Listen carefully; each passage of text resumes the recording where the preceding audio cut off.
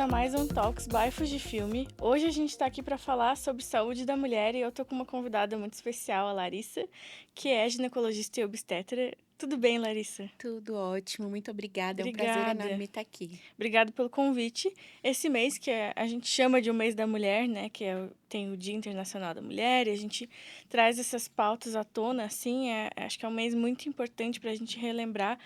E também, não só relembrar, mas trazer assuntos que não são tão falados, né? Então, eu acho que hoje a gente vai trazer alguns desses pontos importantes. E queria que você falasse um pouquinho de você, se apresentasse para a galera que não te conhece. Eu sou ginecologista e obstetra, atuo aqui em São Paulo. Eu atendo principalmente gestantes, então acompanho muito gestantes de alto risco. Também acompanho muito pessoas que estão pensando em engravidar.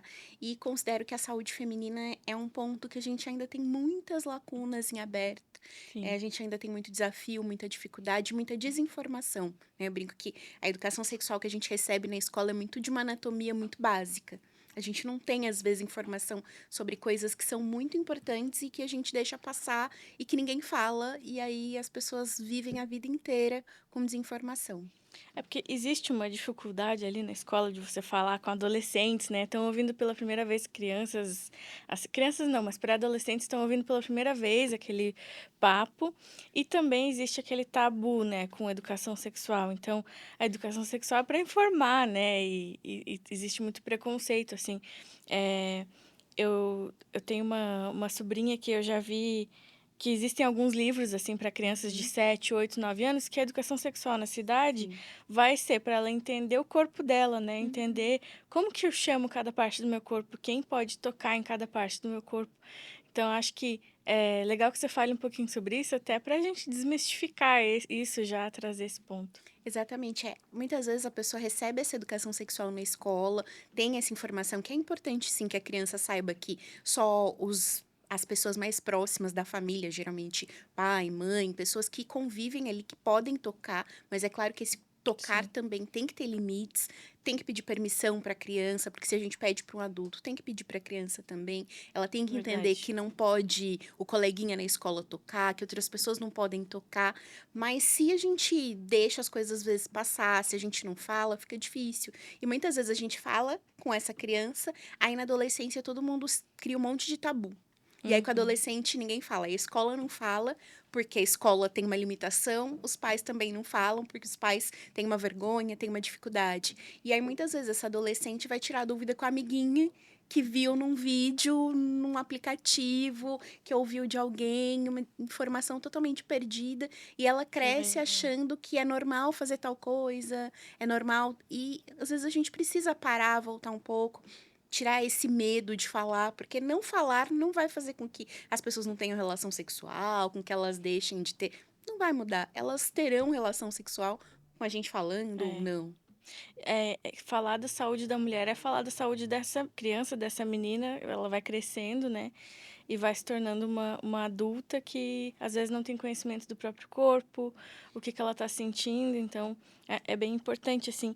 E agora pensando nessa mulher, né, que se desenvolveu essa adulta, quais exames preventivos que ela precisa fazer, o que que ela precisa olhar, se atentar, assim, quais sinais? Pensando ali numa mulher de 20 a 40 anos, ela vai iniciar a rotina com o Papa Nicolau, então depois das primeiras relações sexuais, do primeiro contato sexual, é muito importante realizar o Papa Nicolau, realizar a pesquisa para HPV, e a pesquisa para HPV é algo que agora o SUS está começando a implementar, os convênios já têm, mas está começando a chegar no SUS e é muito importante porque o HPV tem uma relação muito grande com um câncer do colo do útero, então ter essa informação, ter esse exame é importante, avaliar as mamas, então também ter uma avaliação das mamas e entender que alguns exames de sangue também podem influenciar na saúde ginecológica, a tireoide, a glicemia, então coisas desse tipo podem influenciar na saúde ginecológica. Então nessa fase, seja Papa Nicolau, HPV, são muito importantes para a parte mais ali genital, ultrassom de mamas, ultrassom transvaginal, também pode trazer muitas informações. E depois dos 40 anos, aí a gente entra na mamografia, que passa a ser um exame muito importante na avaliação pelo risco de câncer de mama, e mais para frente ainda entra a densitometria para uma avaliação óssea. Então, na saúde ginecológica, a gente tem várias fases, e em cada fase a gente tem um exame específico, por isso que é importante conhecer, saber. porque às vezes também pela desinformação a gente quer: "Ah não, eu não posso já fazer a mamografia", e não, com, por exemplo, 25 anos, não tem nenhum benefício em fazer uma mamografia, ainda que você queira fazer um exame mais específico, ele não vai dizer nada. Então a gente precisa ter essa informação do tempo para não sair atropelando achando que fazer mais vai realmente responder alguma coisa que muitas vezes não vai. Fazer mais exames. É, no caso, então, a mulher com 25 anos, ela vai fazer o exame do toque, é mais por aí, né? Ao invés de Mamografia. mamografia. Muitas vezes, e esse exame do toque da mama, é muito importante que a pessoa comece a fazer e faça entendendo que a mama muitas vezes tem pequenas glândulas que podem parecer nódulos. E se Sim, você examina, se você conhece a sua mama, você entende que isso não é um nódulo. Às vezes a pessoa nunca fez isso, vai fazer pela primeira vez e se assusta achando que tem alguma coisa. Por isso que é legal esse sim. conhecimento, para que não apareça do nada algo que você acha que está alterado. E nessa fase, aparece alguma coisa suspeita, o ultrassom pode ajudar. E aí a gente vai avaliar se tem indicação, por exemplo, de uma ressonância para quem é muito jovem, quem já está ali perto dos 30 anos, aí sim, talvez uma mamografia, mas a gente tem que respeitar a idade para cada exame, porque senão é como eu disse, não vai responder a pergunta que você está fazendo. É isso que é importante de entender e de conhecer o próprio corpo, né? Acho que a gente tem falado cada vez mais disso, mas ainda tem alguns pontos que não estão sendo tocados. Acho que até um deles é a endometriose, que a gente sabe pouco, às vezes tem os sintomas e não sabe o que que é. Acho que você vai explicar um pouquinho pra gente o que que é endometriose, mas eu já cheguei a dar uma pesquisada quando eu tive cólicas muito, muito fortes, né? Para tentar entender o que que é isso, por que que a gente só, às vezes, entre amigas, assim, só reclama daquela dor e, nossa, eu vou pro hospital de tanta dor que eu sinto, eu passo mal, mas a gente acha que é normal e Uhum. até onde que é normal sentir cólica? É, essa é uma questão que eu brinco que é a mais difícil de responder, porque dor é algo totalmente pessoal. Então, cada um tem um limiar de dor diferente. Mas, de maneira geral, quando a gente olha livros, quando a gente lê, a gente considera que o problema da dor é quando ela tá quando é uma dor incapacitante. Então, todo mês você sente uma cólica menstrual que não te deixa trabalhar, não te deixa estudar. Todo mês você tem que tomar analgésico para controlar essa dor, você não consegue fazer nada. Isso é um sinal de alerta. Então, nesse momento, você precisa se atentar. Ah, você sente uma cólica no primeiro, segundo dia, uma cólica que vez ou outra você toma um chá, vez ou outra você toma um analgésico leve. Provavelmente é realmente só uma cólica menstrual. Mas se essa cólica vai a cada vez subindo no degrau, vai te dificultando mais, e no dia a dia você fala: Nossa, eu não consigo trabalhar durante o período menstrual. Todos os meses eu tenho que ir no pronto-socorro tomar um analgésico. É Uhum. nessa hora que tem que investigar. E a endometriose, ela é uma doença muito difícil, porque os exames mais básicos, por exemplo, um ultrassom transvaginal simples, ele não faz o diagnóstico na maioria dos casos. E nem todo mundo tem acesso a outros exames, e nem todo mundo tem acesso a exames de qualidade que façam um diagnóstico. E aí a Uhum. pessoa passa numa consulta de rotina, fala que tem a dor, faz uma ultrassom transvaginal, não aparece nada, e aí ela segue a vida achando que aquela dor é parte da rotina. E tem que buscar exames mais específicos, seja ressonância, seja ultrassom específico para investigar a endometriose, porque a endometriose, de uma maneira mais fácil de explicar, é como se o sangue menstrual ficasse dentro da pelve. Então, ao invés dele sair, ele cria pontinhos ali dentro da pelve. Como ele cria esses pontos, ele cria o que a gente chama de aderência, coisas mais grudadas, muitas vezes a imagem simples não vai mostrar. E aí a gente precisa dessa imagem mais específica, precisa dessa investigação mais específica. E tem o outro lado, a pessoa às vezes passa a vida inteira sentindo dor e ouvindo que é normal sentir cólica menstrual. Ah, não, é normal, é normal, é normal.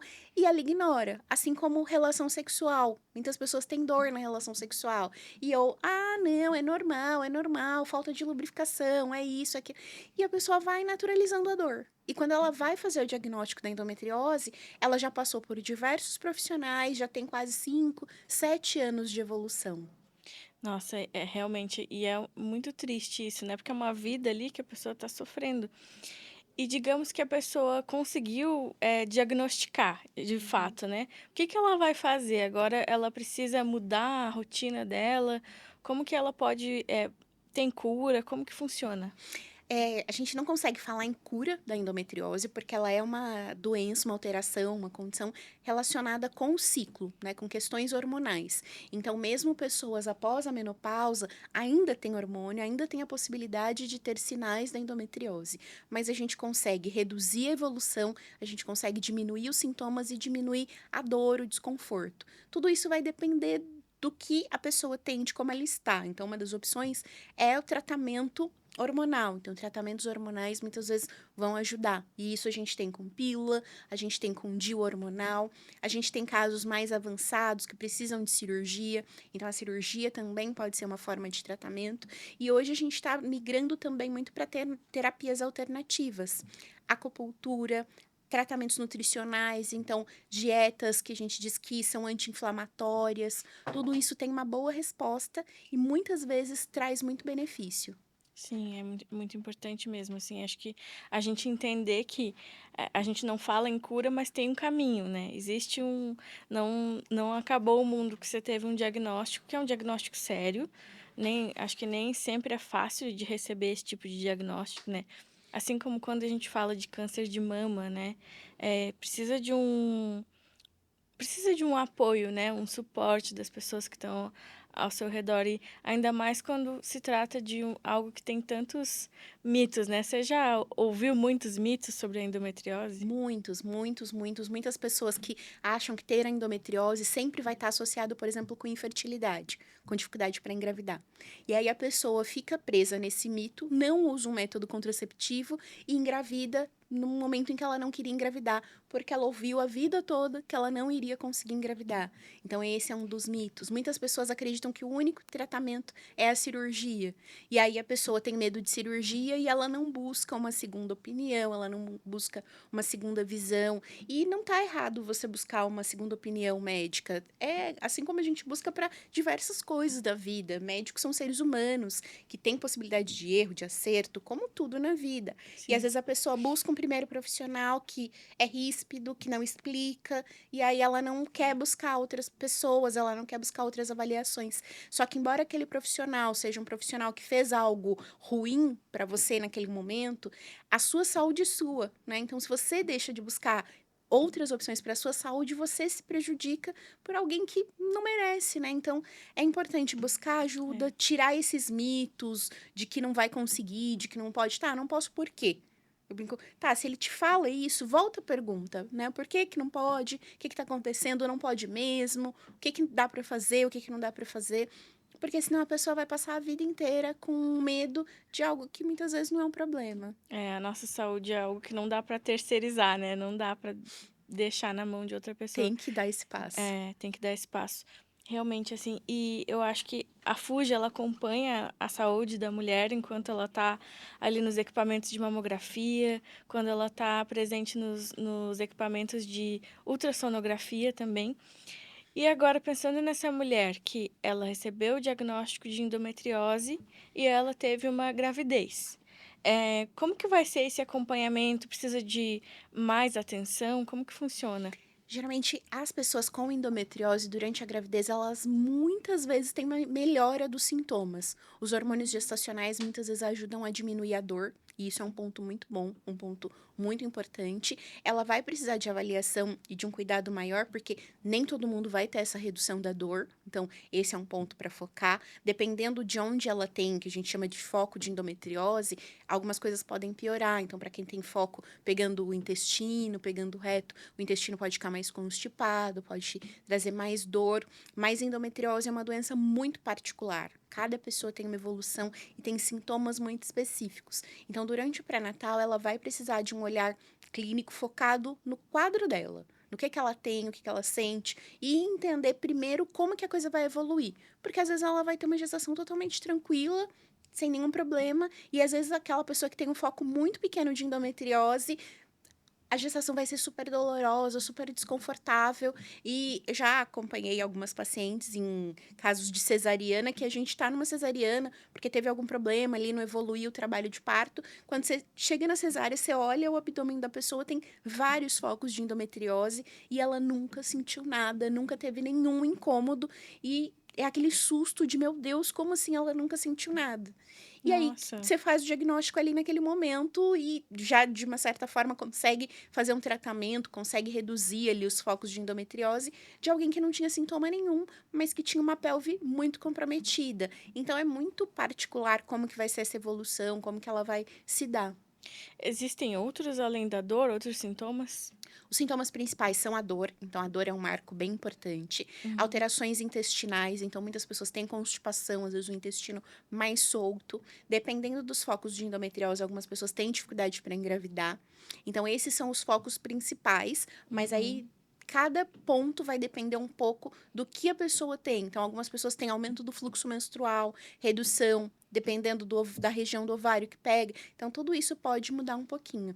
Irregularidade, questões do ciclo de maneira geral sempre podem acontecer. Sim. E saindo desse assunto da endometriose, indo mais para gravidez e outros temas que a gente pode entender a partir do ultrassom. Que doenças que a gente consegue diagnosticar com ultrassom? Nossa, hoje o ultrassom tem sido um exame muito importante na ginecologia e a gente consegue diagnosticar muitas coisas. Então, assim, pensando no ultrassom transvaginal, a gente consegue avaliar o útero. No útero, a gente consegue avaliar miomas, que são ali pequenos tumores da parte interna do útero ou mais externa do útero. A gente consegue avaliar cistos que podem estar na região do colo, cistos que podem estar no ovário. A gente consegue, dependendo da evolução da endometriose, de como ela está e do exame mais preciso, avaliar a endometriose, avaliar tumorações que acontecem no ovário por causa da endometriose, alterações na tuba uterina. Então, a gente consegue, da pelve, fazer uma boa avaliação ali dessas questões. Pensando na mama, a gente consegue avaliar nódulo, a gente consegue avaliar cisto. Então, para a ginecologia, o ultrassom é um exame muito importante e que consegue dizer muitas coisas. Sim. E existe alguma ligação, assim, entre a a saúde da mulher hormonal com a saúde reprodutiva, com o estresse? Uma coisa influencia na outra? Muito. O estresse tem um poder muito grande de afetar o ciclo menstrual, né? Quem nunca ficou nervosa perto de uma prova, e aí menstruou, não menstruou. E a menstruação e essa questão do ciclo tem uma relação com a fertilidade. Então, ciclos muito longos ou ciclos muito curtos, a pessoa não vai conseguir ovular. Então, por exemplo, Uhum. se ela está tentando engravidar e ela tem uma irregularidade menstrual, ela tem um ciclo que atrasa, que vem, que não vem, ela muitas vezes não vai conseguir engravidar. Então, ela precisa muitas vezes de um arranjo ali na rotina para ter um pouco de tempo, para ter uma redução do estresse. A gente hoje vive num mundo em que é tudo muito rápido, né? Eu brinco, a gente vive no mundo dos 15 segundos, é tudo para ontem, é tudo muito corrido, mas a saúde, ela precisa ainda de uma coisa mais arcaica de tempo, de parar, de cuidar, porque a gente não consegue ser máquina, né? A gente consegue automatizar e colocar inteligência em tudo, mas o nosso corpo não responde dessa mesma forma como uma máquina. E algumas coisas vão ser mais difíceis. Brinco que tem coisa que às vezes as pacientes me mandam, por exemplo, ah, não, mas é que eu quero engravidar e que o bebê nasce em tal período. Não dá, né? Não, porque não depende só de você tentar engravidar naquele mês e estar no período fértil e tá tudo Uhum. certo, porque às vezes não acontece. Nosso corpo nem sempre responde como a gente quer. Por isso, vale dar esse tempo para ele. Sim.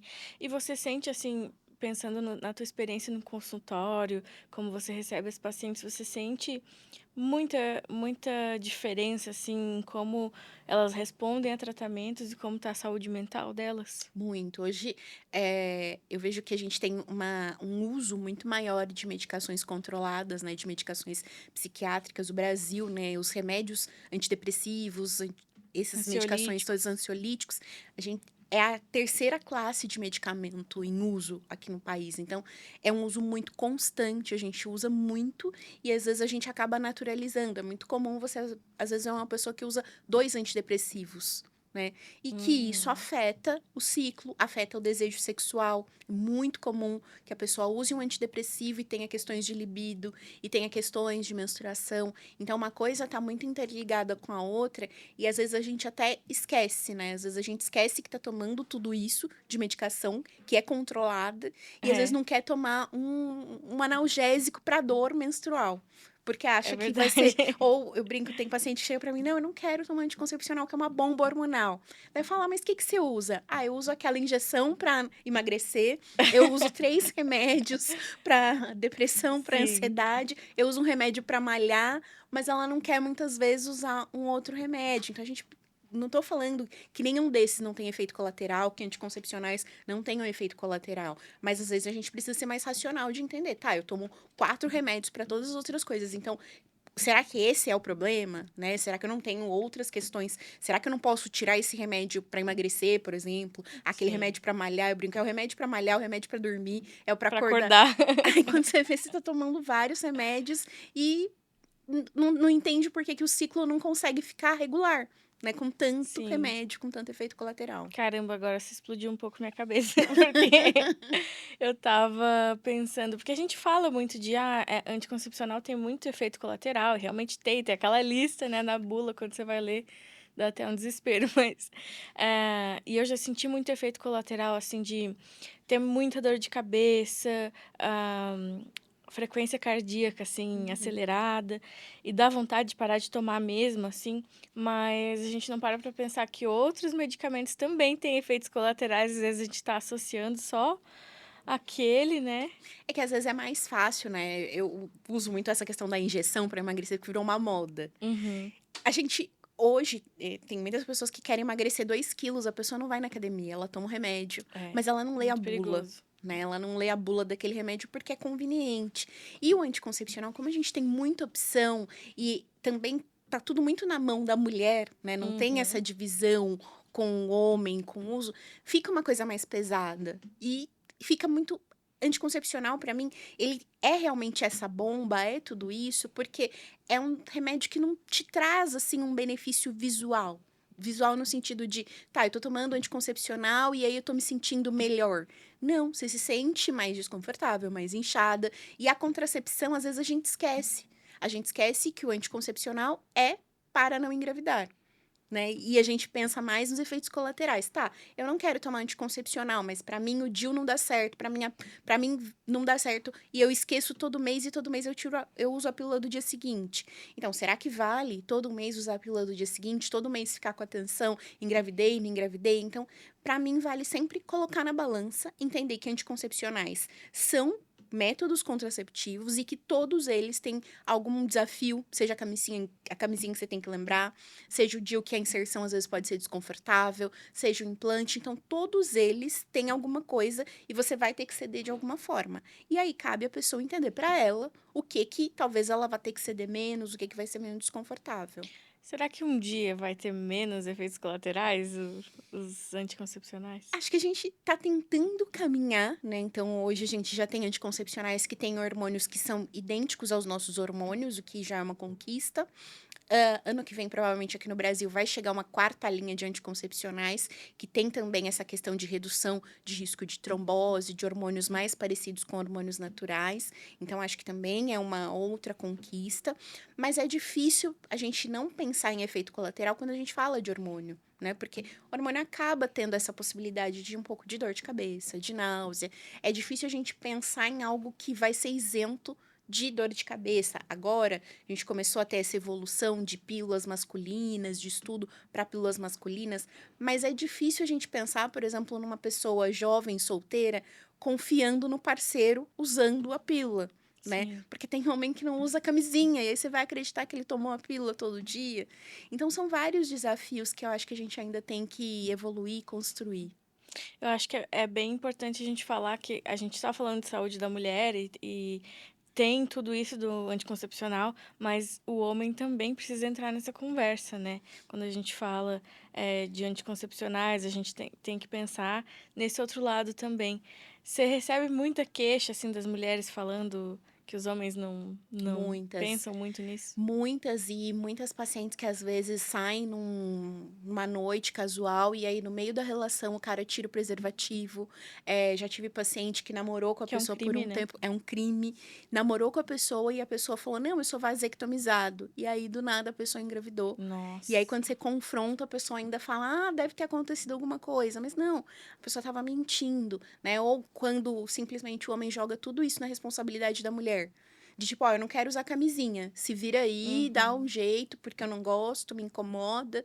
E já ouvi depois de um filho, mesmo ali pessoas em relações estáveis, a mulher tem dificuldade para tomar anticoncepcional, tem efeito colateral, e aí fala para o parceiro: "Ah, vai lá, faz a vasectomia", que é uma cirurgia simples, tranquila, e ele vai enrolando. Ele vai adiando, ele fala que tá com medo, e aí a pessoa acaba usando um anticoncepcional com efeito colateral, com mal-estar, porque o homem que às vezes já tem 4, 5 filhos, tá num relacionamento estável, não quer fazer uma cirurgia que dura 30 minutos. Uhum. Ou deixa a mulher se submeter a uma laqueadura, que é uma cirurgia muito maior do que a vasectomia, porque ele tem medo, né? É, E fica essa responsabilidade na mão da mulher, muitas é. vezes. É onde a gente vê que o machismo ainda tá muito forte, né, e até onde fica esse peso só do lado da mulher, essa responsabilidade, e a responsabilidade é dos 2, né. Exatamente. E acho que até não sei quanto tempo atrás, mas pouco tempo atrás, a mulher precisava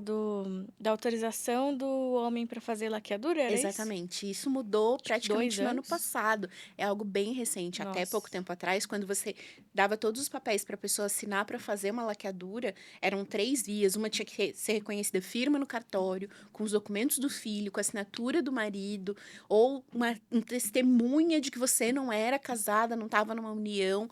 Uma coisa assim, se a gente for pensar, gente, isso para mim é uma coisa para acontecer em 1800, né? É, Não ano 2000. Você precisa de autorização de alguém para fazer algo no seu corpo.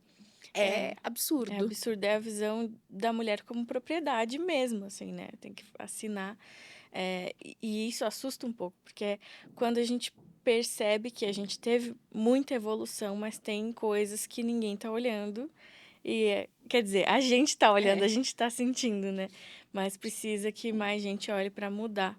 Que bom que isso mudou, mas que triste que foi tão tarde. Exatamente, é um caminho muito lento, são leis que demoram muito, são muitas discussões.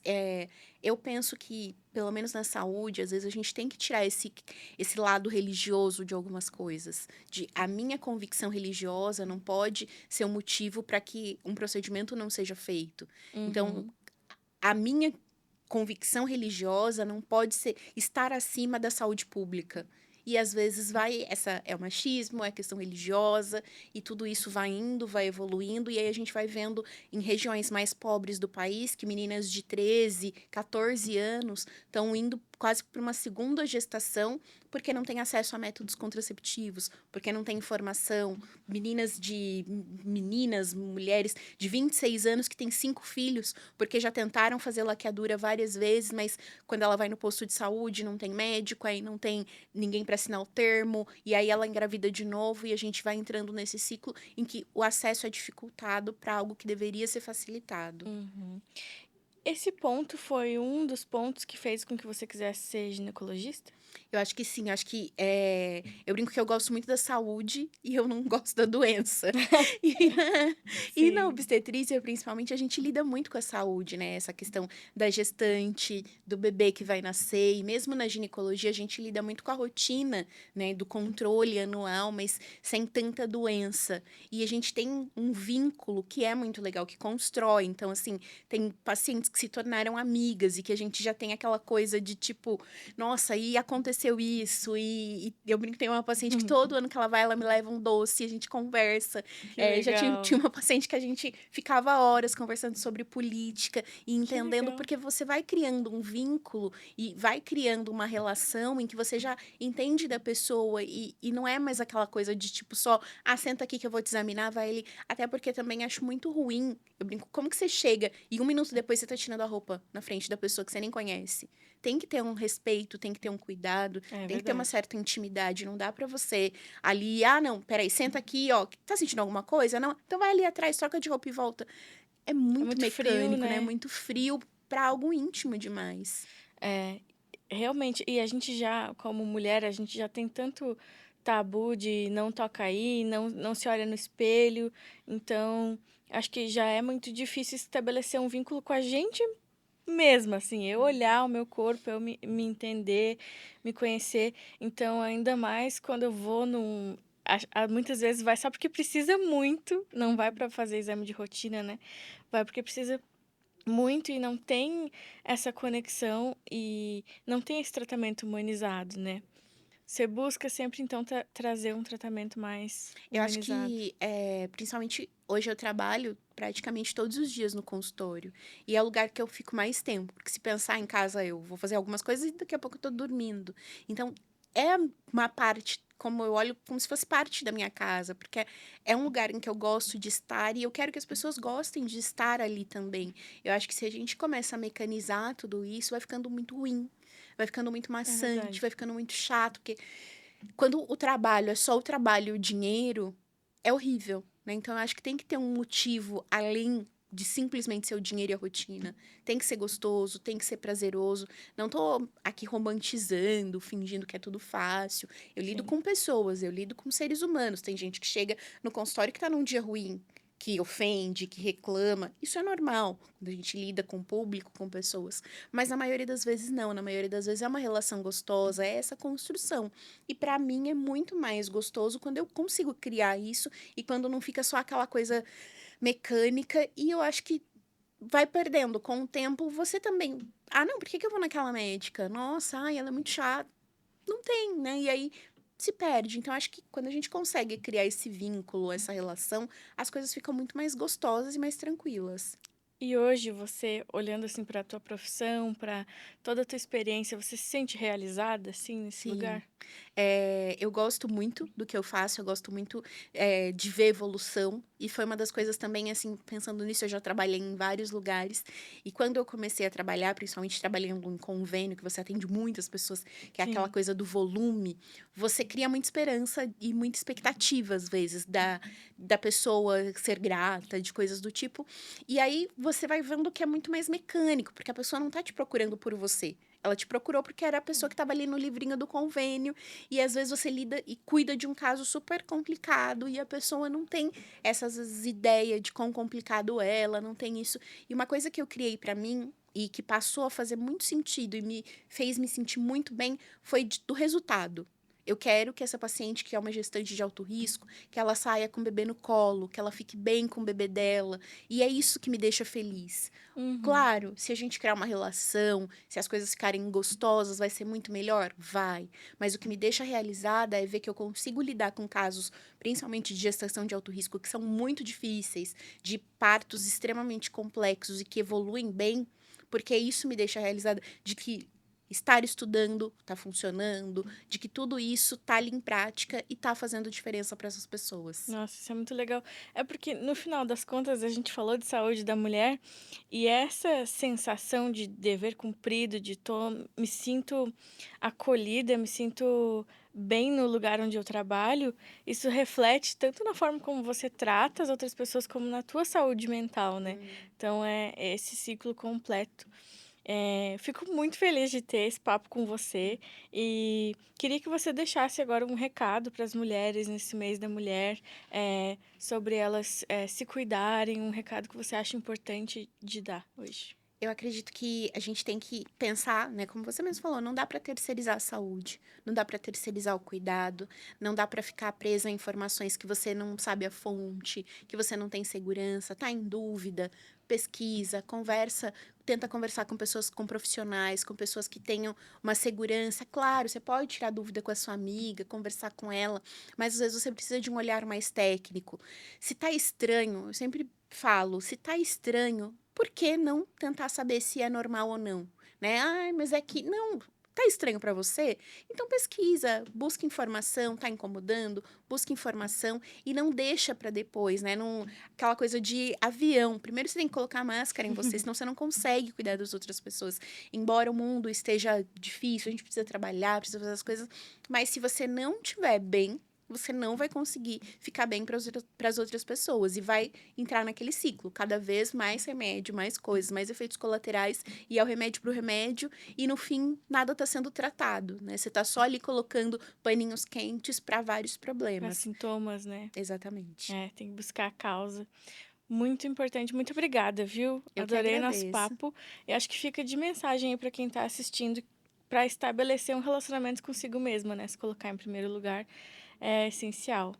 Obrigada, deixem um like, se inscrevam no canal e aproveitem todos os outros papos que a gente tem aí. Tchau.